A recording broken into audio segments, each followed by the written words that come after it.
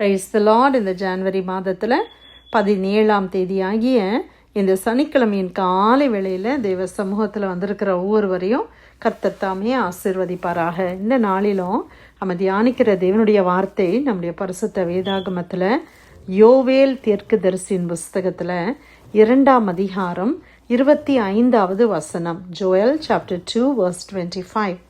நான் உங்களிடத்தில் அனுப்பின என் பெரிய சேனையாகிய வெட்டுக்கிளிகளும் பச்சை கிளிகளும் முசுக்குட்டை பூச்சிகளும் பச்சை புழுக்களும் பட்சித்த வருஷங்களின் விளைவை உங்களுக்கு திரும்ப அளிப்பேன். அல்லேலூயா.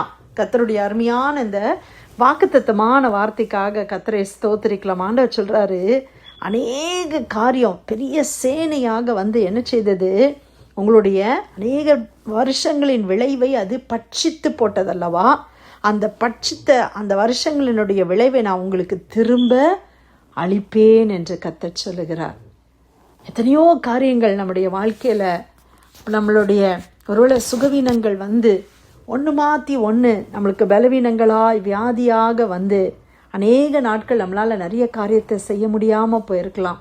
இல்லை சில நெருக்கங்கள், சில போராட்டமான சூழ்நிலைகள் நம்முடைய வாழ்க்கையில் வந்தது நிமித்தமாக அநேக காரியங்களை நம்ம இழந்து போயிருக்கலாம். ஆனால் ஆண்டவர் இன்னைக்கு காலையில் சொல்கிறாரு, அதனுடைய பலனை நான் உனக்கு திரும்ப கொடுக்க போகிறேன், அதனுடைய விளைவின் பலனை நான் திரும்ப கொடுக்க போகிறேன். திரும்ப நமக்கு பலன் கொடுக்கிற தேவன்.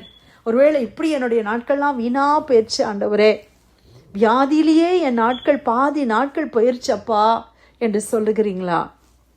ஆண்டவர் சொல்கிறாரு, அந்த வியாதி உன்னை பட்சித்த நாட்களுடைய விளைவின் பலனை நான் உனக்கு திரும்ப கொடுக்க முடியும், நான் அதை திரும்ப கொடுப்பேன் என்று கர்த்தர் சொல்லுகிறார். ஆமென்.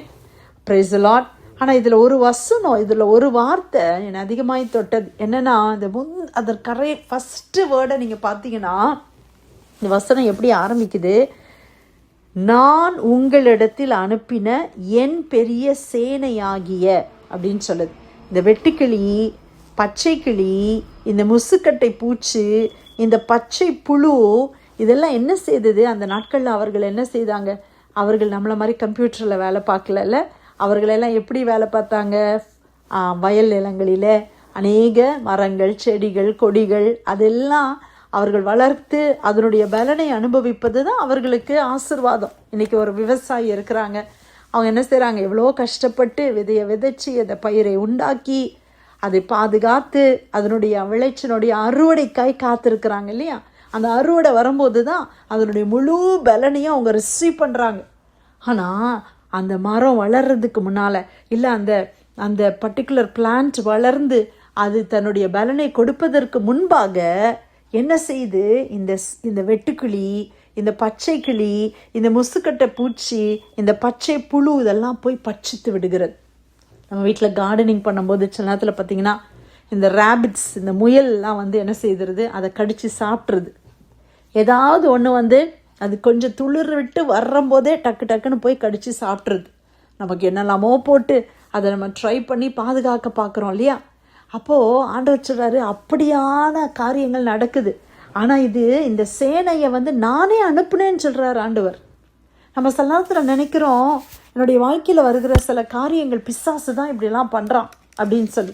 நான் உங்களுக்கு யோவேல் 1ஆம் அதிகாரத்துக்கு உங்களுடைய திருப்பத்தை உங்களை நான் திரும்ப விரும்புகிறேன். இங்கே பாருங்கள், ஆண்டவர் சொல்கிறாரு, முதியோரே இதை கேளுங்கள், தேசத்தின் சகல குடிகளை செவி கொடுங்கள். உங்கள் நாட்களிலாவது உங்கள் பிதாக்களின் நாட்களிலாவது இப்படிப்பட்டது சம்பவித்தது உண்டா? இதன் செய்தியை உங்கள் பிள்ளைகளுக்கு தெரிவியுங்கள். இதை உங்கள் பிள்ளைகள் தங்கள் பிள்ளைகளுக்கும் அவர்கள் தங்கள் பிள்ளைகளுக்கும் சந்ததியாருக்கும் தெரிவிக்க கடவர்கள். பச்சை புழு விட்டதை வெட்டுக்கிளி தின்றது, வெட்டுக்கிளி விட்டதை பச்சை கிளி தின்றது, பச்சை கிளி விட்டதை முசுக்கட்டை பூச்சி தின்றது.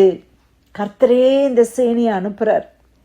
ஒன்று விட்டுச்சின்னு பார்த்தா அடுத்தது வந்துடுது. அதுதான் போயிடுச்சு, இனிமையாவது நல்லா இருக்கலாம் அப்படின்னு பார்த்தா இன்னொரு பிரச்சனை. சரி, இந்த பிரச்சனை தான் முடிந்ததுன்னா அடுத்த பிரச்சனை. இப்படியே பிரச்சனை மாற்றி ஒரே பிரச்சனையாக போயிட்டே இருக்குதே அப்படின்னு சொல்கிறீங்களா? இன்றைக்கி ஆண்டவர் நம்மளை பார்த்து சொல்கிறாங்க, ஒரு சில நேரங்களில், எல்லா நேரங்களும் இது இது கரெக்டாக இருக்குமா தெரில, ஆனால் சில நேரங்களில் ஆண்டவர் இப்படியா செய்யும் பொழுது இது கர்த்தரே அனுமதிக்கிறாராம். ஏன் தேவன் இதை அனுமதிக்கிறார் தெரியுமா? ஆண்டவர் சொல்றார், நம்முடைய வழிகளை சீர்தூக்கி நம்ம பார்க்க வேண்டும் என்று கர்த்தர் விரும்புகிறார். பரிசுத்த உபவாச நாளை நீங்கள் நியமிங்கன்னு சொல்கிறார் ஆண்டவர். ஆண்டவர் பிரச்சனையை உண்டு பண்ணி அந்த பிரச்சனைக்கு சொல்யூஷனையும் கர்த்தர் கொடுக்கிறார். ஆசாரியர்களே ரட்டுடுத்தி புலம்புங்கள், பலிபீடத்தின் பணிவிடைக்காரரே அலறுங்கள், என் தேவனுடைய தொண்டரே நீங்கள் உள்ளே பிரவேசித்து ரட்டுடுத்தவர்களாய் ராத்தங்குங்கள். உங்கள் தேவனுடைய ஆலயத்தின் போஜன பலியும் பான பலியும் செலுத்தப்படாமல் நிறுத்தப்பட்டது. பரிசுத்த உபவாச நாளை நியமியுங்கள், விசேஷித்த ஆசரிப்பை கூறுங்கள், மூப்பரையும் தேசத்தின் எல்லா குடிகளையும் உங்கள் தேவனாகிய கர்த்தரின் ஆலயத்திலே கூடி வரச் செய்து கர்த்தரை நோக்கி கூப்பிடுங்கள். அல்லேலூயா. ஆண்டவர் சொல்றாரு, கர்த்தரை நோக்கி கூப்பிடுங்க, உபவாச நாளை நியமிங்க. நம்ம உபவாசம் பண்ணி எத்தனை நாள் ஆச்சு?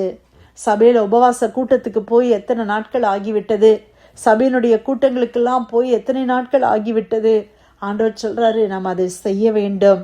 சீயோனிலே எக்காலம் ஊதுங்கள், என் பரிசுத்த பர்வதத்திலே எச்சரிப்பின் சத்தமிடுங்கள், தேசத்தின் குடிகள் எல்லாம் தத்தளிக்க கடவர்கள், ஏனெனில் கர்த்தருடைய நாள் வருகிறது, அது சமீபமாக இருக்கிறது. அல்லேலூயா. ஆண்டவர் எவ்வளோ அருமையாக சொல்கிறாங்க இல்லையா? என்ன செய்யணும், எப்படி செய்யணும், எல்லாம் கர்த்தர் சொல்கிறாங்க. நீங்கள் உங்கள் வஸ்திரங்களை அல்ல, உங்கள் இருதயங்களை கிழித்து உங்கள் தேவனாகிய கர்த்தரிடத்தில் திரும்புங்கள். அவர் இரக்கமும் மன உருக்கமும் நீடிய சாந்தமும் மிகுந்த கிருபையும் உள்ளவர், அவர் தீங்குக்கு மனஸ்தாபப்படுகிறவருமாயிருக்கிறார். ஆமேன். அல்லேலூயா. சீயோனிலே எக்காலம் ஊதுங்கள், பரிசுத்த உபவாச நாளை நியமியுங்கள், விசேஷித்த ஆசரிப்பை கூட்டுங்கள், ஜனத்தை கூட்டுங்கள், சபையை பரிசுத்தப்படுத்துங்கள், முதியோரை சேருங்கள், பிள்ளைகளையும் பாலுண்கிற குழந்தைகளையும் கூட்டுங்கள், மணவாளன் தன் அறையையும் மணவாட்டி தன் மறைவிடத்தையும் விட்டு புறப்படுவார்களாக. ஆண்டவர் அழுது கொண்டு நம்மெல்லாம் தேவ சமூகத்தில் திரும்பணும்னு சொல்லி கர்த்தர் சொல்கிறாங்க. ஆமேன், ஆமேன். Praise the lord. சின்ன பிள்ளைங்க இன்னைக்கு அநேகர் உபவாச கூட்டத்துக்கு வராததுக்கு காரணம் என்ன? எங்கள் வீட்டில் சின்ன பிள்ளைங்க இருக்கிறாங்க, ஐயோ என்னுடைய பலவீனம் இருக்குது, எனக்கு வேலை இருக்குது, எனக்கு அது இருக்குது. இன்னைக்கு ஞாயிற்றுக்கிழமை ஆராதனைக்கு வர்றதே நம்மள அநேகருக்கு பெரிய கஷ்டமாக மாறிடுச்சு. என்னமோ நம்ம ஆண்டவருக்கு ஏதோ செய்கிற மாதிரி நம்ம சண்டே சர்வீஸ்க்கு வர்றோம். நம்ம நினைக்கிறோம்ப்பா, நம்ம சண்டே சர்வீஸ்க்கு போனால் பாஸ்டர் சந்தோஷப்படுவாங்க, ஆண்டவர் சந்தோஷப்படுவாங்க. பிரியமானவர்களே, அது நமக்கு ஆசீர்வாதம் என்று நாம் எண்ணுகிற நாட்கள் இந்த நாட்களாக இருப்பதாக. அதெல்லாம் நம்ம சரிப்படுத்தும் போது ஆண்டவர் சொல்கிறார், இதெல்லாம் நீ சரிப்படுத்திட்டீன்னா நான் என்ன செய்வேன் தெரியுமா? உன்னுடைய வாழ்க்கையில் அனுப்பின பற்றியா ஒரு பெரிய சேனை, நான் உங்களிடத்தில் அனுப்பின என் பெரிய சேனையாகிய வெட்டுக்கிளி, பச்சைக்கிளி, புசுக்குட்ட பூச்சி, பச்சை புழு, இதெல்லாம் பட்சித்த வருஷங்களின் விளைவை நான் உனக்கு திரும்ப அளிப்பேன். ஆண்டவர் திரும்ப கொடுக்க ஆயத்தமாக இருக்கிறார். நம்மக்கிட்ட ஆண்டவர் என்ன எதிர்பார்க்குறார்? இன்றைக்கி நம்மக்கிட்ட என்ன எதிர்பார்க்குறார்? ஒவ்வொருத்தரும் நம்முடைய வாழ்க்கையில் இந்த ஆசீர்வாதத்தை நம்ம சுதந்திரித்து கொள்ளணும்னா, என்னுடைய வாழ்க்கையில் நான் இழந்து போன நன்மைகளை நான் திரும்ப பெற்றுக்கொள்ளணும். எத்தனையோ காரியங்களை நான் இழந்து போன மாதிரி தெரியுது ஆண்டவரே, இந்த வருஷத்தில் நான் திரும்ப பெற்றுக்கொள்ளணும் அப்படின்னு ஆண்டவர் சொல்றாரு. நீ என்னிடத்தில் திரும்பி வந்துரு, நான் எல்லாத்தையும் நான் திரும்ப கொடுக்குறேன். ஆண்டவருடைய ஆதி அன்புக்கு நேராக நம்ம திரும்பி வர வேண்டும். சபையில் அந்த நாட்களில் எந்த கூட்டம் இருந்தாலும், எவ்வளோ பஸ் ஏறி ட்ரெயின் ஏறி நடந்து நம்ம போய் ஆண்டவர் ஆராதித்த நாட்கள் எல்லாம் மாறிவிட்டது அல்லவா? இன்றைக்கி ஒரு சின்ன எக்ஸ்கியூஸோ, எனக்கு கார் இல்லை, ரைடு இல்லை, நம்ம சர்ச்சுக்கு போகிறதுக்கு யோசிக்கிறோம். ஆனால் அந்த நாட்களெல்லாம் யோசித்து பாருங்கள். நம்ம ரட்சிக்கப்பட்ட நாட்கள், நம்ம ஊரில் இருந்த நாட்கள்லாம் நடந்து போவோம், பஸ் ஏறி போனோம், ட்ரெயின் ஏறி போனோம். நமக்கு அதெல்லாம் பெருசாக கஷ்டமாகவே தெரியல. ஆனால் இன்றைக்கி நம்மளை யாராவது கூப்பிடலனா, ரைடு இல்லைனா அது ஒரு எக்ஸ்கியூஸாக சொல்கிறோம். ஒரு சின்ன பலவீனம் வந்துருச்சுன்னா அன்றைக்கி சர்ச்சை நம்ம மிஸ் பண்ணிக்கிறோம். எப்படியெல்லாம் நம்ம மாறிட்டோம் இல்லையா? ஆண்டவர் சொல்றார், ஆதி அன்புக்கு நேராக நீ திரும்புவாயா? அந்த ஆதி அன்பில் என்னோடு அதிகமான நேரம் செலவழித்தாயே, உபவாசம் இருந்தாயே, என்னோட நைட்டெல்லாம் நீ ஜெபம் பண்ணியே, இன்னைக்கு டைமை பார்த்து ஜெபம் பண்ண ஆரம்பிச்சிட்டியே. இந்த நாட்கள் ஆதி அன்புக்கு நேராய் கர்த்தர் நம்மை நடத்துகிற நாட்களாக இருப்பதாக. ஆண்டவரை பார்த்து, ஆண்டவரே நான் அந்த ஆதி அன்புக்கு நேராக நான் வர விரும்புகிறேன். ஆண்டவரே, என் வாழ்க்கையில் நிறைய காரியத்தை நான் இழந்துட்டேன். உம்மோடு இருந்த நாட்களில் எனக்கு இருந்த சந்தோஷம் இப்போ இல்லைப்பா. எனக்கு எல்லாம் செல்வ திரட்சி இருக்குது, ஆனால் ஏதோ ஒன்று மிஸ் ஆகுது என் வாழ்க்கையில். எனக்கு நீங்கள் அதிகமாக வேணும் ஆண்டவரே. உம்முடைய பிரசனம் எனக்கு அதிகமாக வேணும். உம்முடைய வசனங்களை அதிகமாக தியானிக்கணும். கர்த்தருடைய ஊழியத்தை நான் சந்தோஷமாக செய்யணும் ஆண்டவரே. எந்த எதிர்பார்ப்புமே இல்லாமல் ஆண்டவருக்காய் ஊழியம் செய்த நாட்கள், கர்த்தருக்காய் ஓடின நாட்கள் எல்லாம் இன்னைக்கு எதிர்பார்ப்பு நாட்களாய் மாறிவிட்டது. எனக்கு இந்த பதவி வேணும், அந்த பதவி வேணும்னு சொல்லுகிற அந்த அளவுக்கு வந்துட்டோமே. அது எல்லாம் மாறி அப்படி உண்மையாக தேவ சமூகத்தில் நம்மளை ஒப்பு கொடுக்கும்போது நம்மளுடைய பட்சிக்கப்பட்ட வருஷங்களுடைய விளைவின் பலனை ஆண்டவர் நிச்சயமாக நமக்கு திரும்ப கொடுப்பார். ஹல்லேலூயா. கர்த்தர் இந்த காலை வேளையில கொடுத்த அருமையான வசனத்துக்காக யோவேல் 2ஆம் அதிகாரம் 25வது வசனம், நான் உங்களிடத்தில் அனுப்பின என் பெரிய சேனையாகிய வெட்டுக்கிளிகளும் பச்சை கிளிகளும் முசுக்கட்ட பூச்சிகளும் பச்சை புழுக்களும் பட்சித்த வருஷங்களின் விளைவை உங்களுக்கு திரும்ப அளிப்பேன். நமக்கு திரும்ப கொடுக்கிற தேவன். கர்த்தர் கொடுத்த வார்த்தைக்கு நன்றி செலுத்தி பிரேயர்லைனில் வந்திருக்கிற யாராவது நம்ம ஜெபிக்கலாமா?